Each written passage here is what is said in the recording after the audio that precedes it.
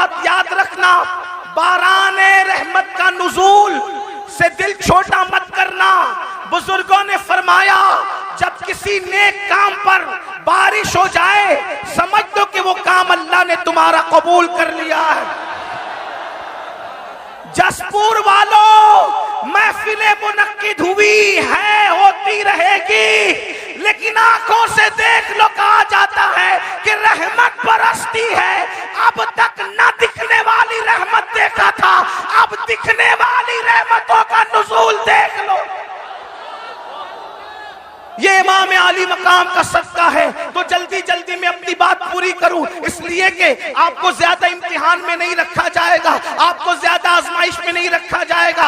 हजरत मौलाना हाशिम काशीपुरी साहब से उनका खिताब सुना, हजरत अल्लामा जाहिद रजा नूरी साहब किबला और मुफ्ती साहब किबला सब लोग यहाँ पर मौजूद है। आप जरा तवज्जो फरमाएं, वो कुरान तवज्जो करें, वो कुरान तवज्जो करें, वो कुरान। लोग कहते हैं करबला इतने शब्दों मत से बयान करने की क्या जरूरत है, करबला इतनी तफसील से बयान करने की क्या जरूरत है, करबला की तशरीह करने की क्या जरूरत है। हो गई शहादत, हो गई शहादत, हो गई, बात खत्म हो गई। एक बात आपसे कहूं, किसी की शहादत पर तवज्जो करें। आप चुप रहे सब लोग, अरे कोई किसी को कुछ ना कहे। अब कोई किसी को कुछ नहीं कहेगा, जो जिस हाल में उसी को उसी रहने दो। आप भी बैठ जाए, बैठ जाए, सब बैठ जाए। बस जिसकी महफिल है उसने संभालना है, महफिल जिसके उसने संभालना है, कोई कुछ नहीं बोलेगा। एक बार सब बुलंद आवाज से दुरूद शरीफ पढ़ें। अल्लाहुम्मा सल्ली अला अल्लाहुम्मा सल्ली अला सय्यदिना व मौलाना मुहम्मदिन मादिनिल जूदी वल करम व आलिहि व सहबिहि व बारिक व सल्लिम सलातु व सलामन अलैका या रसूल अल्लाह। दुरूद शरीफ पढ़ने तो जरा समझ में भी आए, बुलंद आवाज से पढ़े दुरूद शरीफ। अल्लाहुम्मा सल्ली अला, आवाज नहीं आ रही दुरूद शरीफ पढ़ने की, बुलंद आवाज से आशिकों की तरह, हुसैनियों की तरह दुरूद शरीफ पढ़े।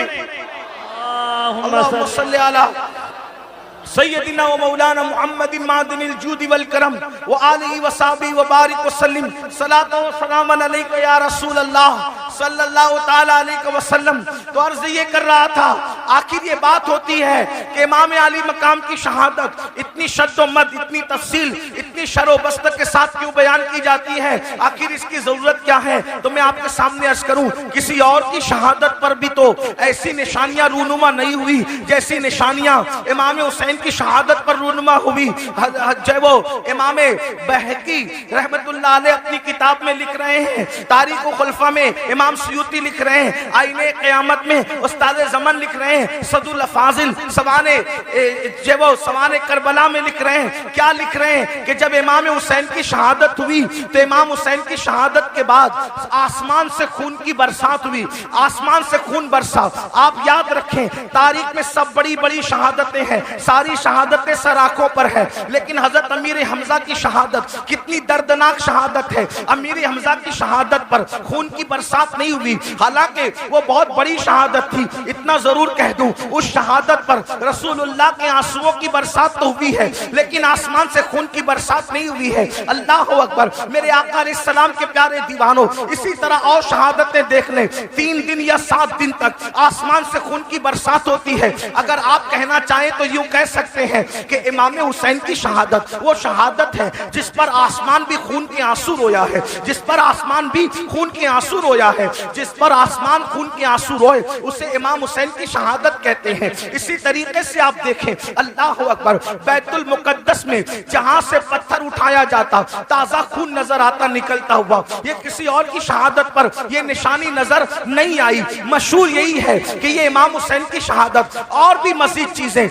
जो वो सूरज को गहन लग गया, तारे आपस में टकराने लगे, दिन के वक्त रात का समा नजर आने लगा। इमाम बहकी ने इसको बहुत तफसील के साथ जो है वो लिखा है। इसी तरीके से इमाम सयूती ने भी लिखा है। लेकिन अब आपसे पूछना चाहता हूं, आखिर इमाम हुसैन की शहादत पर इतना जलाल, इतने गुस्से का इजहार क्यों किया जा रहा है? एक और हदीस सुन ले जो सियाह सित्ता में मौजूद है। हजरत सैयदना अब्दुल्ला इब्ने अब्बास रदी अल्लाह ताला अन्हु इरशाद फरमाते हैं कि मैं सो रहा था, मैंने क्या देखा, अल्लाह के रसूल सल्लल्लाहु अलैहि वसल्लम की जुल्फें बिखरी बिखरी है, हुजूर की जुल्फें बिखरी बिखरी है, आंखों से आंसू जारी है, और हुजूर अलैहिस्सलातु व तस्लीम के दामन पर जो है वो अल्लाहु अकबर गर्दो गुबार हुजूर के दामन को बोसे दे रहे हैं। ये तो नहीं कह सकता कि दामन मैला कुचेला हो गया। खुदा की इज्जत की कसम, जिसके दामन की इस्मत ने पूरी कायनात को पाकीज़गी अता फरमाई है, वो दामन मैला कुचेला कैसे हो सकता है?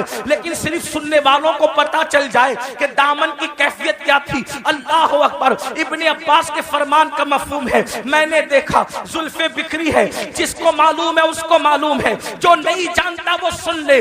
मुस्तफा जाने रहमत की जुल्फे कभी नहीं बिखरा करती थी। लोग सोते हैं तो सोते में आदमी के बाल बिखर जाते हैं, लेकिन ये मेरे नबी का मोजज़ा है, सोने में भी हुजूर की जुल्फे कभी नहीं बिखरा करती थी। बहुत तफसील से मैंने इसको कई मकाम पर बयान किया।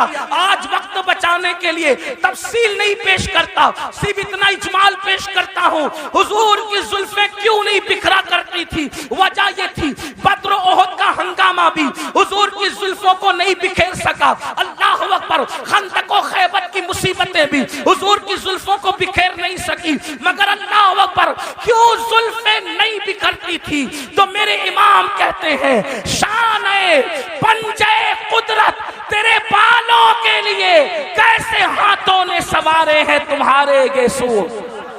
किसी के बाल माँ संवारती है, किसी के बाल बाप संवारता है, किसी के बाल भाई बहन संवारते हैं, किसी के बाल वो खुद संवारता है, लेकिन हुजूर की जुल्फे वो थी, शाने पंजे कुदरत ने उनको संवारा था, कुदरत के हाथों ने उन बालों को संवारा था। इसलिए बद्र हो, ओहद हो, खंदक हो, खैबर हो, हुजूर की जुल्फे बिखरा नहीं करती थी। मगर अल्लाह अकबर, बद्र ओहद के हंगामे, खंदक और खैबर की मुसीबतें जिस रसूल की जुल्फे को बिखेर न सकी, आज अब्दुल्ला इब्ने अब्बास कहते हैं हुजूर की जुल्फें बिखरी बिखरी है, हुजूर के दामन पर अल्लाह अकबर गर्दो गुबार बोसे दे रहे हैं, खून के छींटे हुजूर के जुब्बे पर है, हुजूर अलैहिस्सलाम की दाढ़ी आंसुओं से तर है। मैंने पूछा, अल्लाह खैर करे या रसूल अल्लाह, खुदा आपको वो दिन न दिखाए अल्लाह अकबर जिसमें आपको तकलीफ हो। या रसूल अल्लाह, आज आपकी दाढ़ी बिखरी है, आज आपकी जुल्फें बिखरी है, आज आपकी आंखों में आंसू है, आज आपके दामन पर खून के जो है वो आसार हैं, आपके दामन पर गर्दो गुबार है। या रसूल अल्लाह, वजह क्या है? तो हुजूर अलैहिस्सलाम के हाथ में एक बोतल थी, हुजूर ने वो बोतल दिखाई और बोतल दिखा करके फरमाया, अब्दुल्ला सुबह से लेकर अब तक मैं हुसैन के मक्तल में था, अब्दुल्ला सुबह से लेकर अब तक मैं हुसैन के मक्तल में था, हुसैन की कत्लगाह में था, हुसैन और उसके साथियों का खून उठा उठा करके इस शीशी में, इस बोतल में जमा कर रहा था। अब्दुल्ला इब्ने अब्बास कहते हैं, जब मैं ख्वाब से बेदार हुआ तो मैंने दिन तारीख को नोट कर लिया, और जब इमाम हुसैन की शहादत की खबर आई तब पता चला कि जिस वक्त मैं ख्वाब देख रहा था उसी वक्त इमाम अली मकाम की शहादत हुई थी।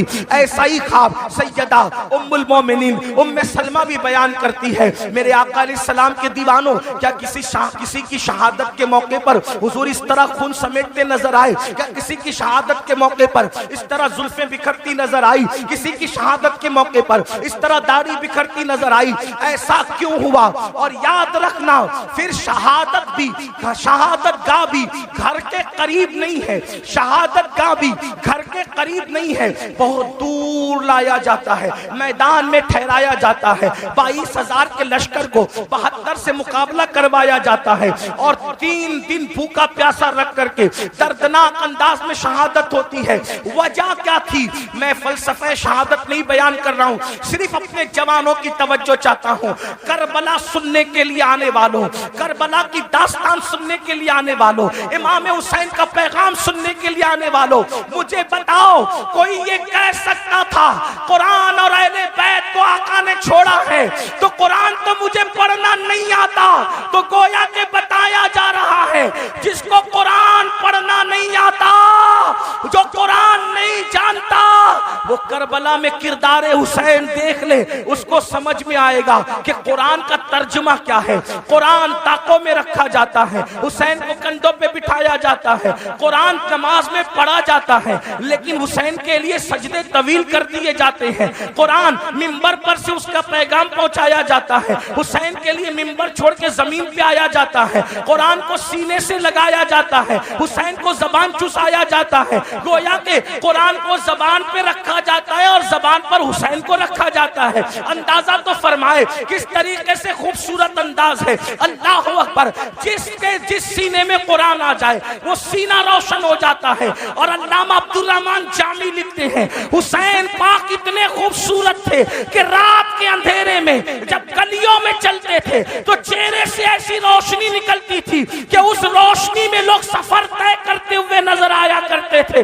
कुरान भी नूर है, हुसैन भी नूर है। कैसा नूर है? तो मेरे इमाम कहते तेरी नस्ल पाक में है बच्चा बच्चा नूर का, तू है आईने नूर, तेरा सब घराना नूर का। एक सीने तक मुशाबे, एक वहां से पांव तक हुस्न सित्तैन उनके जामों में है नीमा नूर का। अब मुझे बताओ, अल्लाह के रसूल फरमा रहे हैं दो भारी चीजें छोड़ के जा रहा हूं, इनको पकड़ना, गुमराह नहीं हो सकते। एक कुरान है, दूसरी मेरी अहले बैत है। इमाम मैदान में आए और मैदान में आने के बाद वक्त का सबसे बड़ा मुजरिम, वक्त का सबसे बड़ा गुंडा, वक्त का सबसे बड़ा पलीद, वक्त का सबसे बड़ा दीन का दुश्मन यजीद पलीद लईन के सामने मुकाबले के लिए खड़े हुए। अब जरा तवज्जो करना मुसलमानों, गौर करना, मेरी कौम के जवानों गौर करना। इमाम अली मकाम अल्लाह जद्दी वाली सलाम मिशन लेकर करबला में आए। कौन सा मिशन? दीन को बचाने वाला मिशन। कौन सा मिशन? दीन के तहफ्फुज का मिशन। कौन सा मिशन? शरीयत के तहफ्फुज का मिशन। कौन सा मिशन? गलबे दीन का मिशन। अब आपसे पूछना चाहता हूं मेरे आका अलैहिस्सलात व तस्लीम के प्यारे दीवानों, अल्लाह के रसूल फरमा रहे दो भारी चीजें छोड़े जा रहा हूं, एक कुरान है, दूसरी मेरी अहले बैत है। और फिर अहले बैत से मोहब्बत के बारे में इतनी तालीम दी, इतनी तालीम दी, इतनी तालीम दी। फरमाया उज़क्किरुकुमुल्लाह फी अहली बैती, उज़क्किरुकुमुल्लाह फी अहली बैती। ऐ लोगों, मेरी अहले बैत के बारे में अल्लाह से डरते रहना, मेरी अहले बैत के बारे में अल्लाह से डरते रहना। अपनी गोद में अहले बैत को बिठाकर फरमाया, लोगों मैं अपनी अहले बैत तुमको बतौर अमानत सौंप करके जा रहा हूं, मेरे बाद मेरी अहले बैत के साथ तुम क्या सुलूक करोगे ये मैं देखूंगा। मेरे बाद मेरी अहले बैत के बारे में मेरे नायब बनना, जैसे मैं अहले बैत से मोहब्बत करता हूं तुम भी अहले बैत से मोहब्बत करना। अब आपसे पूछना चाहता हूं, मोहब्बत अहले बैत की दावत इतनी ज्यादा क्यों दी गई? बल्कि यहां तक फरमाया खास तौर पे अहले बैत में इमाम हुसैन के बारे में, हुसैन मिन्नी व अना मिनल हुसैन, हुसैन मुझसे है, मैं हुसैन से हूं, हुसैन मेरा है, मैं हुसैन का हूं। और फिर क्या फरमाया, अहब्बल्लाहु मन अहब्ब हुसैना, कि जो मेरे हुसैन से मोहब्बत करेगा अल्लाह उससे मोहब्बत करेगा। यानी अल्लाह का महबूब बनना है तो मेरे हुसैन से मोहब्बत करो। अब आपसे पूछना चाहता हूं, ऐ अहले बैत से मोहब्बत करने वालों, अहले बैत से प्यार करने वालों, आप मुझे बताओ जिस चीज से जिसको मोहब्बत होती है वो उसकी नकल करता है। मिसाल के तौर पर अगर किसी बंदे को किसी आलिम से मोहब्बत है तो वो आलिम की नकल करेगा, किसी को क्रिकेटर से मोहब्बत है वो क्रिकेटर की नकल करेगा, किसी को हीरो से मोहब्बत है वो हीरो की नकल करेगा, किसी को बाप से मोहब्बत है वो बाप की नकल करेगा, किसी को माँ से मोहब्बत है वो माँ की नकल करेगा, किसी को टीचर से मोहब्बत है वो टीचर की नकल करेगा। गर्ज के मोहब्बत इंसान को नक्काल बना देती है। जो जिससे मोहब्बत करता है उसी के अंदाज में चलता है, उसी के अंदाज में बोलता है, उसी के अंदाज में सोच बनती है, उसी के अंदाज में फिक्र बनती है, उसी के अंदाज में तखज्जुलात और तसव्वुरात का माहौल क्रिएट होता है। आपसे पूछता हूं, ऐ अहले बैत से मोहब्बत का दावा करने वालों, मेरे आका ने तो ये फरमाया जो मेरे हुसैन से मोहब्बत करेगा वो अल्लाह का महबूब बन जाएगा। अब बताओ, मौला हुसैन से प्यार करते हो, मौला हुसैन से मोहब्बत करते हो? यकीन जाने पूरी दुनिया के अंदर इंसान इमाम अली मकाम से मोहब्बत का बड़ा दावा करता है, लेकिन एक चीज तुमसे पूछना चाहता हूं, हजारों के इस मजमे में ऐ आशिकाने रसूल, ऐ आशिकाने हुसैन, मुझे बताओ जिस चीज से इमाम हुसैन ने नफरत की है आखिर हमारी जिंदगी के अंदर वो चीजें क्यों नजर आती है? जिस चीज से इमाम हुसैन ने नफरत की है आज वो हमारी जिंदगी में क्यों है, वो हमारे माशरे में क्यों है, वो हमारे समाज में क्यों है। आप कहेंगे कौन सी चीज से नफरत की है और कौन सी चीज हमारे माशरे में और समाज में मौजूद है। आइए मैं आपको बताऊं, कुछ चीजें मैं गिनाता हूं, उसके बाद हम खुद ही सोचेंगे। ज्यादा देर तक आपका इम्तिहान नहीं लूंगा, लेकिन तवज्जो करना। ऐ इमाम हुसैन के नाम पर इस महफिल में आने वालों, खड़े रहकर बैठ करके तकलीफ में गुफ्तगू सुनने वालों, याद रखना इमाम से सच्ची मोहब्बत कर लो, क्योंकि इमाम की मोहब्बत का सिला क्या है। आका इरशाद फरमाते हैं, जो मेरी अहले बैत से मोहब्बत करेगा जन्नत में जहां मैं मोहम्मद रहूंगा, अहले बैत से मोहब्बत करने वाले भी मेरे साथ रहेंगे। सुभान अल्लाह, सुभान अल्लाह। इस मोहब्बत तकबीर, नाराए रिसालत, अल्लामा सैयद अमीरुल कादरी साहिब क़िबला। इस मोहब्बत का सिला क्या है। हुजूर के साथ जन्नत में जाओगे, लेकिन मोहब्बत करो। मोहब्बत के नाम पे चिटिंग न करो, मोहब्बत के नाम पर हेरा फेरी न करो, मोहब्बत के नाम पे दिखावा मत करो, मोहब्बत करो। अल्लाह अल्लाह। अब देखो, मोहब्बत का तकाजा यह है, जो जिससे मोहब्बत करता है उसके तरीके पर अमल करता है। जो जिससे मोहब्बत करता है वो जिस चीज से नफरत करे उससे नफरत करता है। मिसाल के तौर पे एक हदीस में पढ़ता हूं, देखो मोहब्बत का मफहूम समझ में आएगा। अल्लाह अकबर। मदीने मुनव्वरा की सरजमीन है, मदीने की सरजमीन पर एक शख्स अपनी ऊँटनी को पाजेब पहना करके, अपनी ऊँटनी को पाजेब पहना करके ले करके जा रहा है। पाजेब समझते हैं पैर के अंदर। बैठ जाओ, आप लोग बैठ जाओ।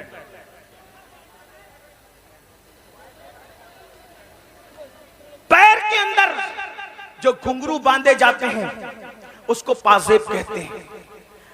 पाजेब किसको पहना के ले जा रहा है? ऊँटनी को। तवज्जो करना, माएं और बहनें भी मौजूद है, उनकी भी तवज्जो। ऊँटनी को पाजेब पहना कर ले जा रहा है। छम छम की आवाज ऊँटनी के पैर में बंधे हुए पाजेब और घुंघरू से आ रही है।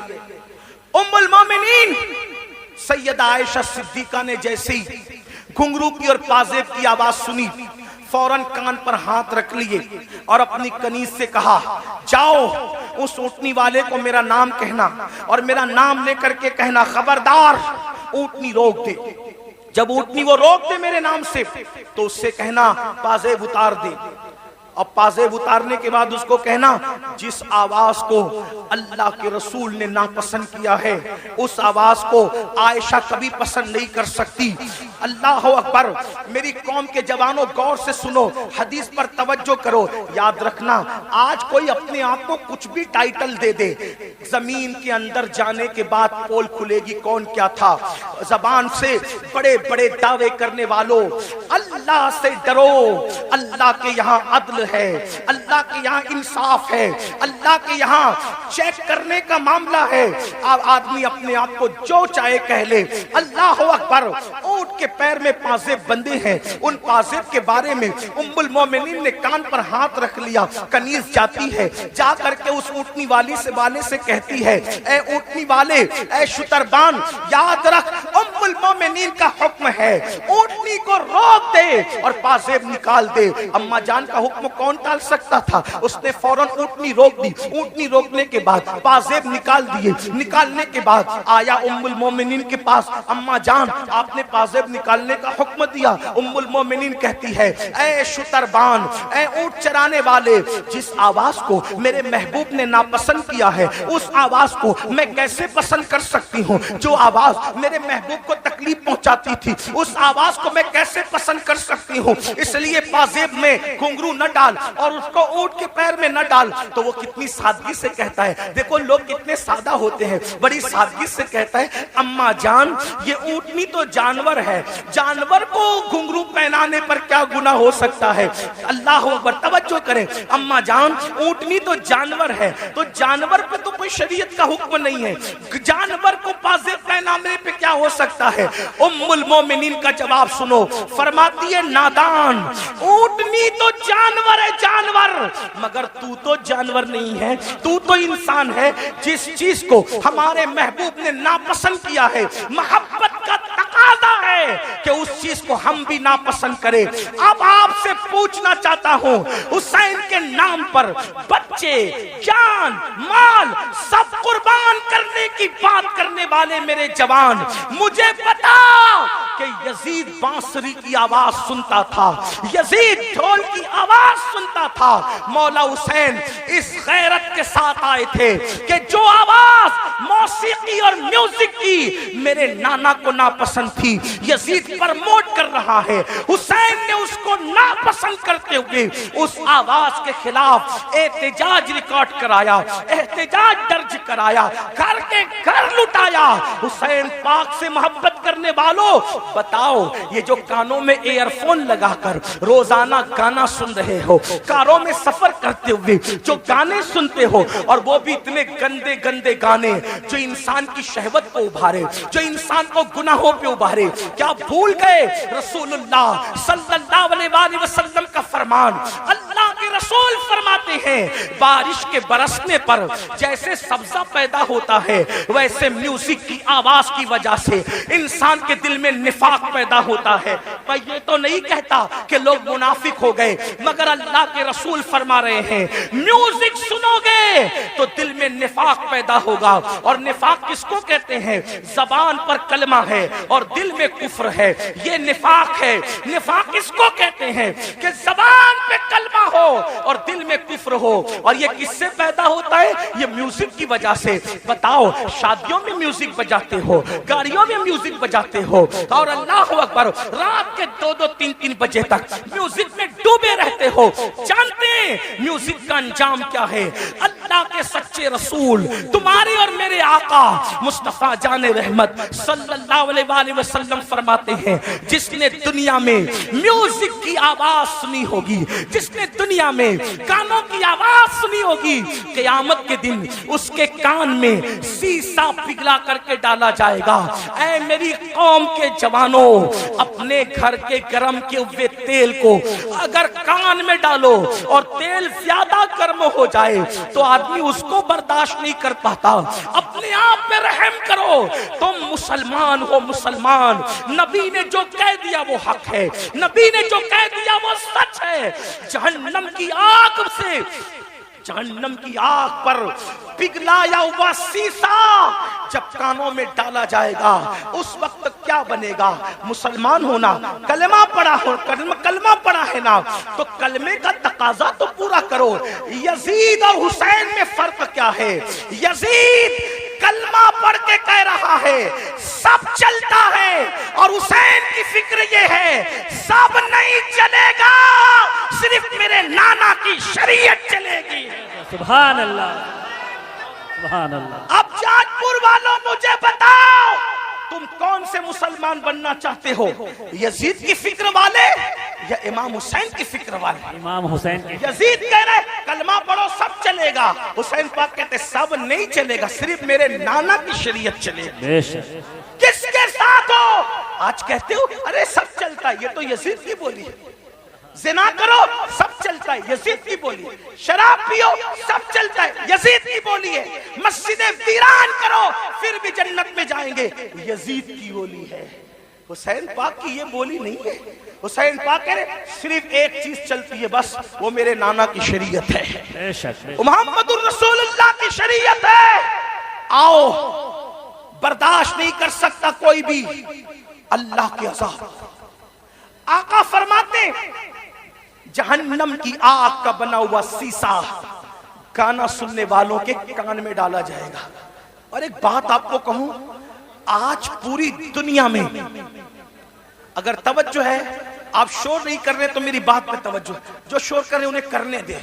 मैं तो इतना ही कहूंगा कि इमाम हुसैन की महफिल है, अल्लाह की अता से हुसैन देख रहे हैं कौन चुप है, कौन सुन रहा है, कौन शोर कर रहा है, बात अपनी अपनी। और उनकी महफिल में आने वालों, नाम हुसैन का मामला ये है, हुसैन पाक का नाम लो तो तकदीरें बदल जाती है।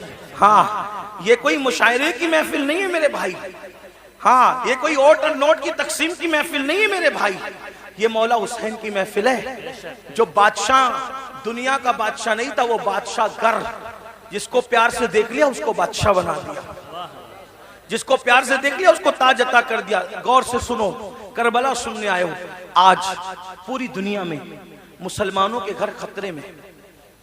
दिन को घर अच्छा भला नजर आता है, शाम होते होते वही घर जमीन में धंस जाता है, जमीन बोस कर दिया जाता है। लोग कर रहे हैं, अमेरिका में कर रहे हो, कनाडा में कर रहे हो, बर्तानिया में कर रहे हो, हमारे मुल्क में कर रहे हो, जो कर रहे गलत कर रहे। मैं उनकी तायीद नहीं कर रहा क्योंकि वो मेरे सामने है नहीं, मैं उनसे कोई बात नहीं करूं। मैं बात तो आपसे करूंगा क्योंकि आप मेरे सामने बैठे। जो सामने ना हो उससे बात करना बेवकूफी है। जब वो सामने होंगे अल्लाह तौफीक देगा तो उनसे भी बात करेंगे, लेकिन आपसे बात कर रहे हैं। मगर उनसे भी दो जुमले कहता हूं इसलिए कि दीवारों को कान होते हैं। अल्लाह करे इन दीवारों के कान के जरिए किसी के कान तक बात पहुंचे। लोगों को पता होना चाहिए कि जो चूंटी का घर उजाड़े, चूंटी का, अल्लाह चूंटी का घर उजाड़ने वालों के भी घरों को वीरान कर देता है। इंसान के घरों के दुश्मन न बनो। अगर तुम किसी के नशेमन पे बिजली गिराओगे तो अल्लाह तुम्हारे नशेमन को भी खाक में मिला देगा। ताकतवर तुम नहीं हो, ताकतवर सिर्फ अल्लाह है। जिस वक्त यजीद ने हुकूमत के नशे में हुसैन का घर उजाड़ा तो यजीद खुश था।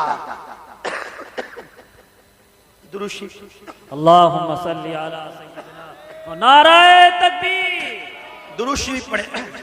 अल्लाहुम्मा सल्ली अला सय्यिदिना व मौलाना मुहम्मदिन मादिनिल जूदी वल करम व आलिहि व सहबिहि व बारिक व सल्लिम सलातन व सलामन अलैका या रसूल अल्लाह। तो यजीद खुश था, मैंने हुकूमत के नशे में हुसैन का घर उजाड़ दिया, पूरा घर काट दिया। अब हुसैन की नस्ल नहीं रहेगी। मेरे लिए रास्ता क्लियर हो गया। जो मेरी राह में रुकावट बन रहा था मैंने सबको काट दिया। लेकिन वो 8, 12 या 14 बेटों का बाप था यजीद। 8, 12, 3 रिवायतें या 14 बेटों का बाप था और हट्टे कट्टे बेटे रखता था।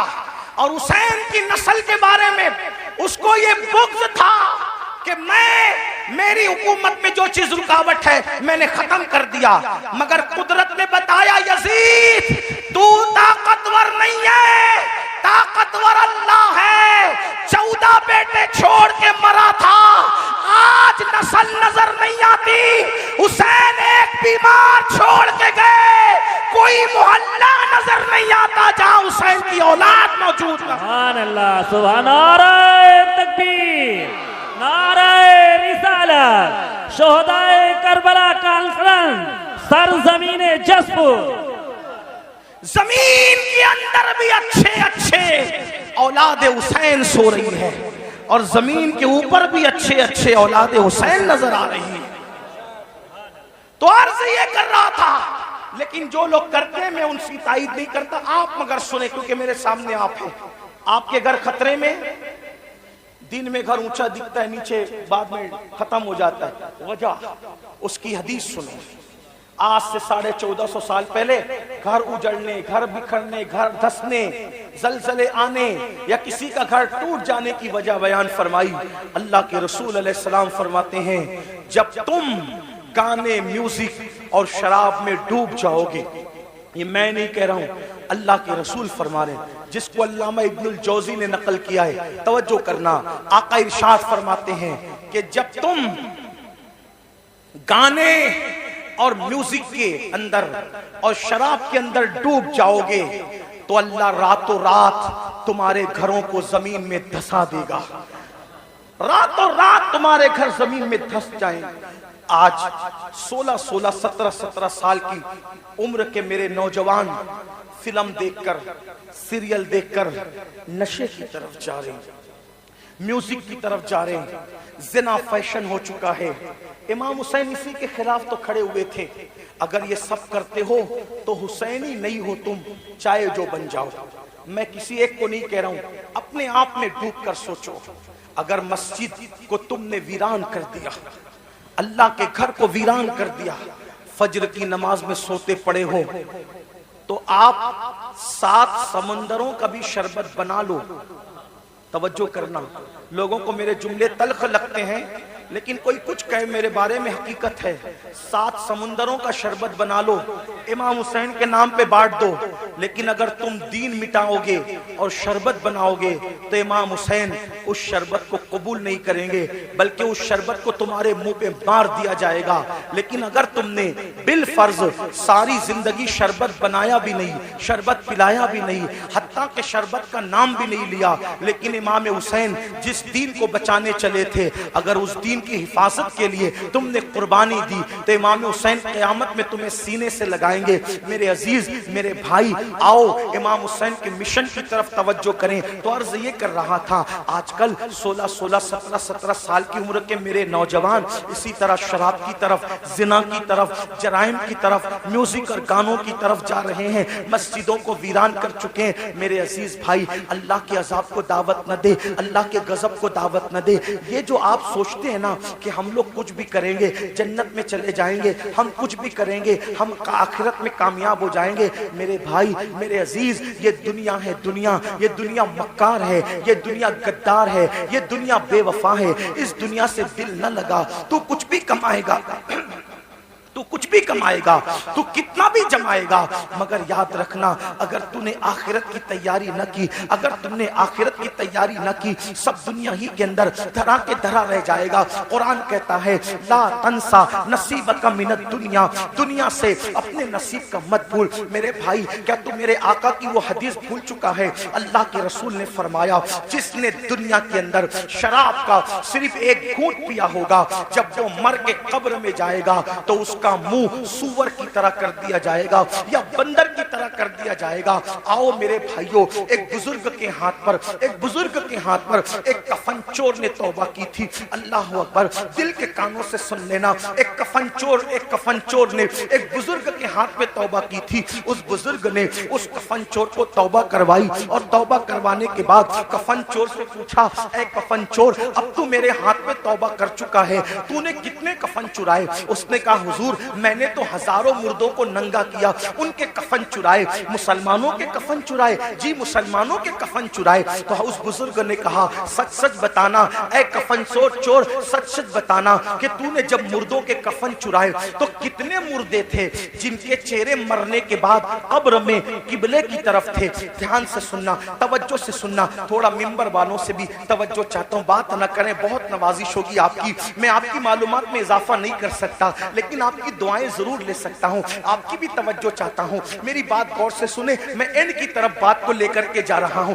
ध्यान से सुनो। कफन चोर से बुजुर्ग ने पूछा, तूने हजारों मुसलमानों के कफन चुराए, ये बता कितने मुसलमान थे जिनके चेहरे किबले की तरफ थे और कितने मुसलमान थे जिनके चेहरे किबले से फिरे हुए थे? तो उसने कहा, हजरत अल्लाह की कसम खा के कहता हूं, अब तो मैं आपके हाथ पे तौबा करके नेक बन चुका हूं। अगर मैंने 100 मुर्दों की लाश को खोला, 100 मुर्दों की कब्रों को खोला और उनकी लाश को मैंने नंगा किया, तो 100 मुर्दों में से 99 मुसलमान ऐसे थे जिनके चेहरे किबले से फिरे हुए थे। 100 मुर्दों में से 99 मुर्दे ऐसे थे जिनके चेहरे किबले से फिरे हुए थे। एक मुसलमान मिलता था 100 में एक जिसका चेहरा किबले की तरफ होता था। उस बुजुर्ग ने अपने पीरो मुर्शिद को खत लिखा, हुजूर ये बताएं, अल्लाह अकबर, हुजूर ये बताएं कि मरने के बाद लोगों के चेहरे कब्रों में क्यों फिर जाते हैं, कब्रों में क्यों फिर जाते हैं? बुजुर्ग ने लिखा, बेटा, जो लोग दुनिया में रसूलुल्लाह की सुन्नत से मुंह फेर लेते हैं, जो लोग दुनिया में रसूलुल्लाह की सुन्नत से मुंह फेर लेते हैं, मरने के बाद उनके चेहरे किबले की तरफ नहीं होते। ऐ मेरी कौम के जवानों, क्या डर नहीं लगता? क्या कब्र में नहीं जाना? क्या अल्लाह को मुंह नहीं दिखाना? जो सुन्नत से मुंह फेर ले, कब्र में उसका चेहरा किबले की तरफ नहीं होगा।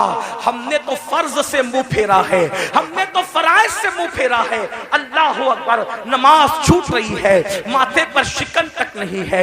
अल्लाह अकबर, सूद के धंधे कर रहे हैं, हराम कारोबार कर रहे हैं, माथे पे शिकन तक नहीं है, झूठ बोल रहे हैं, ये फर्ज है झूठ से बचना, झूठ से बचना फर्ज है। अल्लाह अकबर, झूठ बोल रहे हैं, माथे पर शिकन तक नहीं है, नाप तौल में कमी कर रहे हैं, माथे पर शिकन तक नहीं है, औरतों पे पाप की नजर डाल रहे हैं, माथे पर शिकन तक नहीं है। कितने जराइम करोगे, कब तक जराइम करोगे, कितने गुनाह करोगे, कब तक गुनाह करोगे? अल्लाह बहुत दिन तक मोहलत नहीं देगा, याद रखना। भाई साहब थोड़ा रहम फरमा दे, अरे रहम कर दे, थोड़ा सुन ले, बात हट जाए, चुप हो जाए सब लोग, बात तो सुने ना मेरे भाई, मैं बात कर रहा हूँ, आप लोग बात सुने, मैनेजमेंट आप सब लोग सुन लेंगे। एक बार आप भी बैठ जाएं, मेहरबानी करें, आप भी बैठ जाएं, सब बैठे। ये क्या तमाशा लगा, इतनी बड़ी महफिल सजाई, इतनी अच्छी महफिल सजाई, और आप लोग हैं कि कोई, भाई आप भी बैठ जाएं, अल्लाह रहम करे, आप भी बैठ, क्यों बोलते हैं, बैठ जाए, सब बैठे, अरे सब बैठे, आप भी बैठे। एक बार सब दुरूद शरीफ पढ़ें। अल्लाहुम्मा सल्ली अला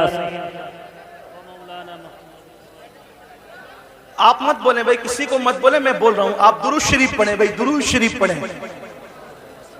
अल्लाह रब्बु मुहम्मदिन सल्लल्लाहु अलैहि वसल्लम नहनु इबादु मुहम्मदिन।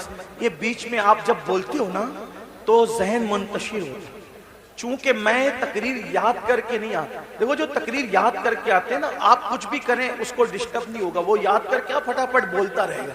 लेकिन मैंने याद करके मैं कभी मैंने तकरीर कभी याद नहीं की, मैं आप की तवज्जो को देख करके फिर अल्लाह ताला जो